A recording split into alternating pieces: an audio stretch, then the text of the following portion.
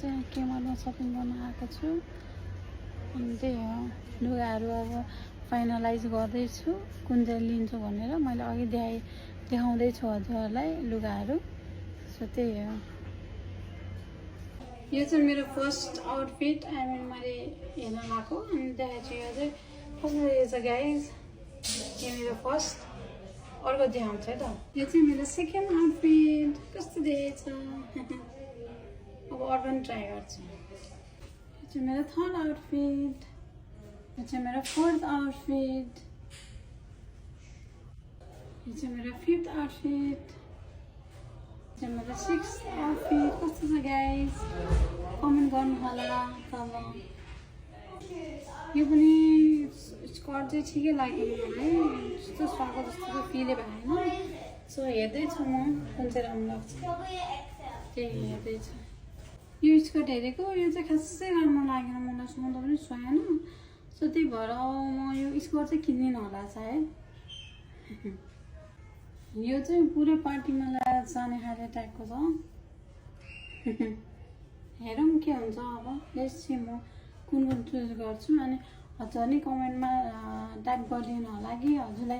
कुन चाहिँ आउटफिट मन पर्यो भनेर है हस् थ्याङ्क यू यो चाहिँ लास्ट आउटफिट तलसम्म छ जुन चाहिँ मलाई एकदम राम्रो लाग्यो एकदम सफा जस्तो लाग्यो यो चाहिँ म हेरौँ कहिले लाउँछु यो चाहिँ अब त्यही यो चाहिँ लास्ट आउटफिट है त थुप्रै ब्यागहरू पनि थियो अनि सिम्पल पर्स अब मलाई मोबाइलहरू राख्नलाई चाहिँ अनि मलाई यो कलर पनि मन पऱ्यो हुन त अरू कलर पनि छ तर मलाई चाहिँ यही मन पऱ्यो सो म चाहिँ अब यही लिन लगाएको छु एउटा $12 अहिले चाहिँ मलाई मन नपरेको चिजहरू चाहिँ यहाँ अब जहाँबाट मैले लिएको थिएँ त्यहीबाट चाहिँ फिर्ता गर्न गइरहेको छु यो स्कर्टहरू मलाई खासै सुहाएन सो म चाहिँ अब यहाँ राखिदिन लगाएको छु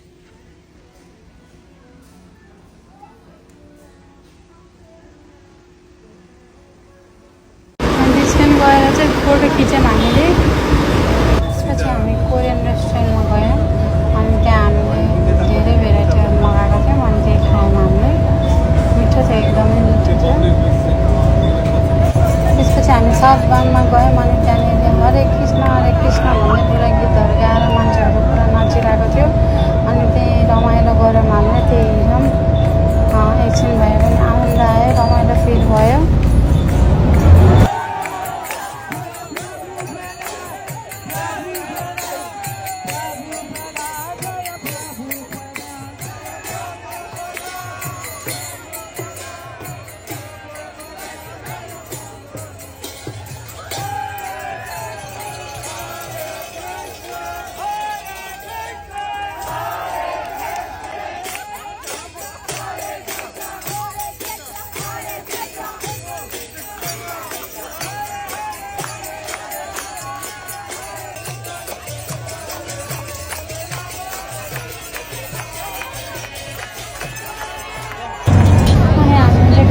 बस्यौँ यहाँनिर अनि यस्तो भिड थियो हेर्न सक्नुहुन्छ पुरा भिड छ एकदमै